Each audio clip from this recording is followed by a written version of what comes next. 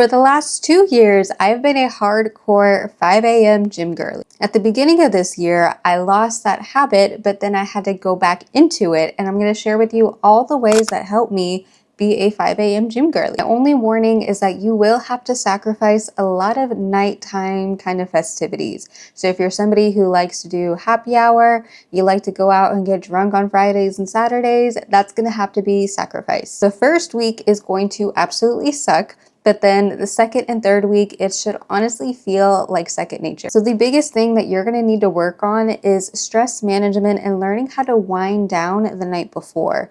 The hardest part is actually going to bed really early. But the thing is, with winter coming, it's gonna be a lot easier to do that because it's gonna get dark so quick that you may as well just go to bed as soon as it hits 8 or 9 p.m. because it's all gonna feel the same. But the key to doing that is to prepare for the next day. So meaning right before you go to bed, make sure you have a pre-workout snack if you are going to be eating a pre-workout snack. You need to make sure you have your breakfast already packed and probably your lunch if you work a 9 to 5. You're also going to want to lay out all of your clothes the night before. I know it's really easy to think like, oh, I'll just worry about what I'm going to wear in the morning, but things always happen, right? Maybe you ate something with high sodium last night and you didn't realize it, so now you wake up bloated. So now the outfit that you wanted to wear, it doesn't look as good as you expect it to be, and now you're looking for a different outfit, and now you're just causing a mess in your closet, and then the clothes are just piling up, and next thing you know, a half an hour has passed and there's just no point in going to the gym anymore because now you're really short on time. So lay out your clothes, pack your pre-workout snack if you have one, or if it's just something that you can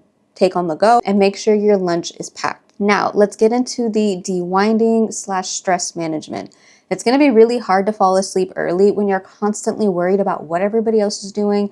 You're going to want to scroll on your phone. You're going to want to keep refreshing it because people are still awake and out and about. But honestly, you got to learn how to just turn off your phone, put it on don't disturb, and do something that's going to make you feel sleepy. By looking at your phone, you're tricking your mind into thinking that you need to stay up. But if you keep the lights a little bit low, you use a soft light, and then you do something that's not as stimulating, something like reading, journaling, you're going to find that you're naturally going to start to feel really sleepy, whether it's out of boredom or just pure relaxation. But that is the moment then to take advantage and go to sleep. First couple nights might be tricky to stay asleep. You might find yourself waking up for no reason at like 11 or 12 at night. Honestly, it's normal because you are now changing your routine, and your brain probably thinks that like, should we be staying up? Like, it's completely normal. Just go right back to sleep. Don't check your phone. Next thing I'm going to recommend is make sure you keep a glass of water by your bedside. If you can make it iced, like really cold, or if you have a hydro flask, make sure it's just filled with ice. So that way when you wake up,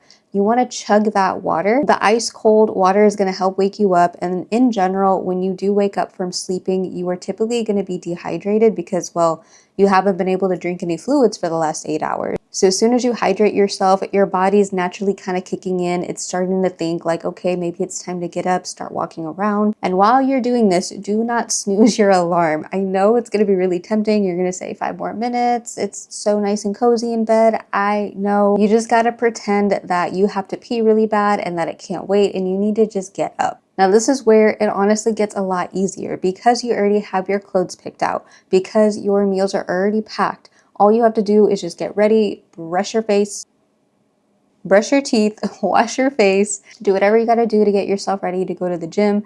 If you do need to go to work right after, like if you're somebody who showers in the gym, bring your work clothes, which also shouldn't be difficult because this was something that you already did the night before. As for a pre-workout, I know for a lot of you, it's going to be really difficult to get into the groove of 5 a.m. workouts. So there's going to be a chance that you're not going to be exactly hungry at 4 in the morning. Maybe your body still needs time to wake up. I don't recommend taking pre-workout on an empty stomach. If you've been doing that for the last couple years and your body's used to it, by all means keep doing that. But I still recommend having something in your system to help you to give energy so when you work out.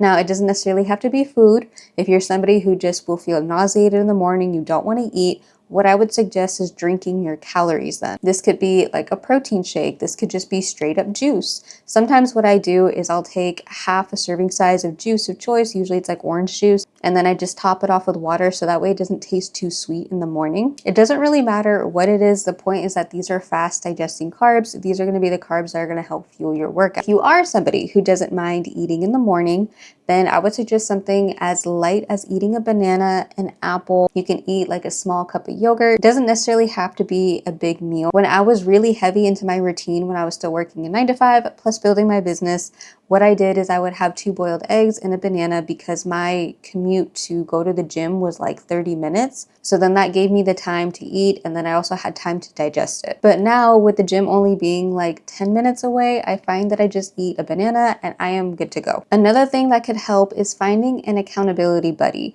This could be somebody in real life, which I would probably prefer to do that just because you'll be in the same time zone. They'll have the same goals as you. They don't have to go to the same gym as you. It'd be great if they did, but chances are they may not. What you can do is go on Facebook groups. There's so many gym workout female-based Facebook groups. You can join and honestly just type in, hey, I'm based in so-and-so area.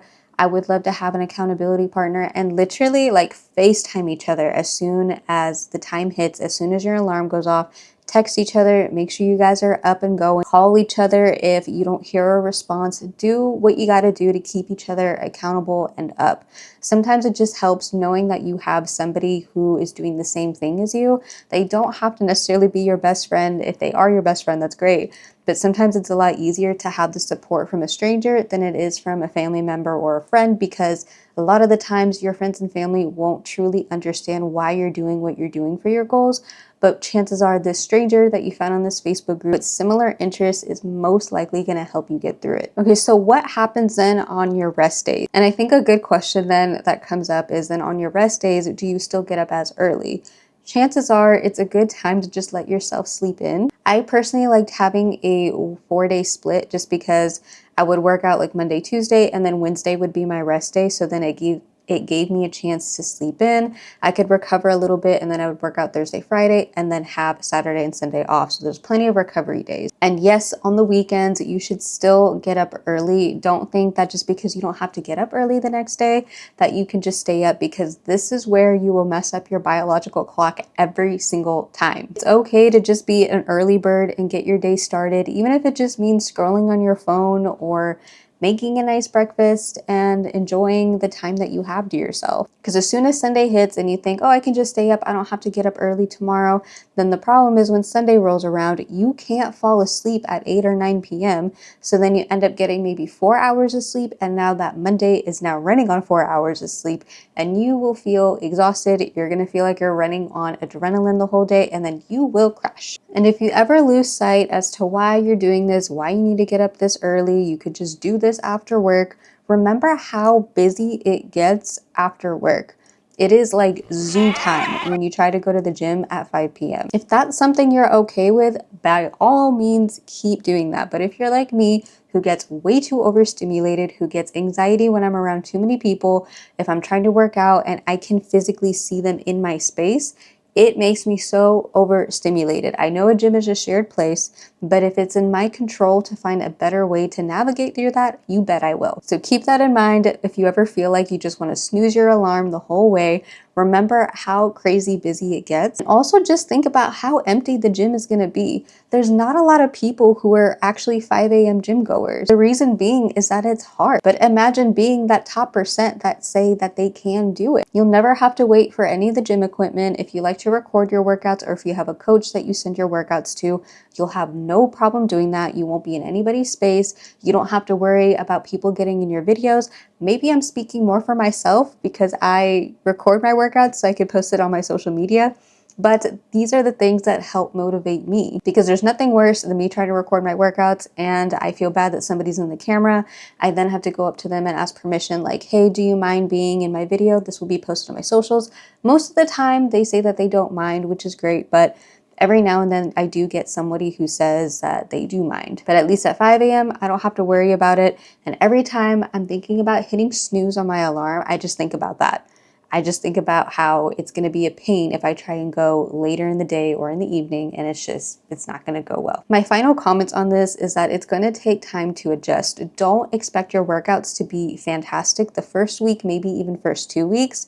You're going to feel tired. You're going to find yourself yawning throughout your whole workouts. It's not going to feel great. I would recommend is treating those weeks like a deload. Deload just meaning don't expect to hit heavy weights, cut back on your reps and your volume. Don't try to push yourself to your normal limits because your body is kind of confused. It's probably trying to still wake up. And honestly, it's completely normal. Don't let it discourage you. Like I said, it is going to suck. But I promise by the 3rd week and for sure by the 4th week, you're going to be good. It's going to be ingrained in your body. You're going to find yourself waking up on your own before your alarm even goes off. And especially me right now, I don't have kids. I don't have other commitments. So right now, being a 5 a.m. gym girly is the best thing. So hopefully these tips helped. And if they did, let me know in the comments. Let me know what your game plan is. And make sure you like and subscribe if you already haven't. And I will see you next time.